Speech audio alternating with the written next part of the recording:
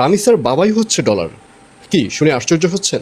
আসলে আমিও প্রথমে আশ্চর্য হয়েছিলাম, কিন্তু পরবর্তীতে যখন দুয়ে দুয়ে চার মিলিয়ে নেই তখন বুঝি যে হ্যাঁ, আসলেই রামি স্যার বাবাই হচ্ছে সেই ডলার।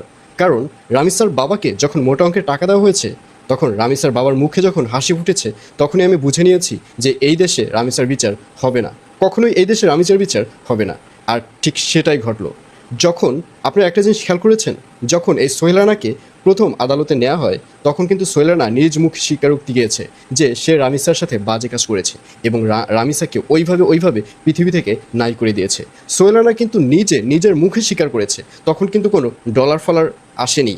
কিন্তু রামিসার বাবা যখন মোটা অঙ্কের টাকা পেয়ে হেসে দিয়েছে, তার এক সপ্তাহ পরেই ডলারের সৃষ্টি হয়েছে। সোহেল রানা বলছে যে সে কিছুই করেনি, সোহেল রানা নির্দোষ, সব কিছু করেছে ডলার। আসলে এত মানে কি বলে, এত আত্মবিশ্বাসের সহিত এই কথা বলার সাহস কিভাবে সোহেল রানা পায়? হ্যাঁ, আসলে ওই যে টাকা দিয়েছে, টাকার কারণেই সোহেল রানা এতটা সাহস পেয়েছে। কারণ সোহেল রানার যে উকিল রয়েছে, সেই সোহেল রানাকে এইভাবে বুদ্ধি দিয়েছে যে তুমি এমন একটা মানুষের নাম বলবে যে মানুষকে কেউ খুঁজে পাবে না, কিন্তু সবাই ভাববে যে তুমি নির্দোষ, ওই কাজটা করেছে ওই মানুষটা, এবং তোমাকে নির্দোষ বানিয়ে যখন আমরা বের করে আনবো, তখন তো রামি স্যার বাবা কথা বলতে পারে। কিন্তু রামি স্যার বাবা কীভাবে কথা বলবে? রামি স্যার বাবাকে তো টাকা দিয়ে মুখ মেরে দিয়েছি। তাহলে বাকি রইল কারা? জনগণরা নিজেদের খেয়ে কদিনই বা রামিসের সাপোর্টে কথা বলবে?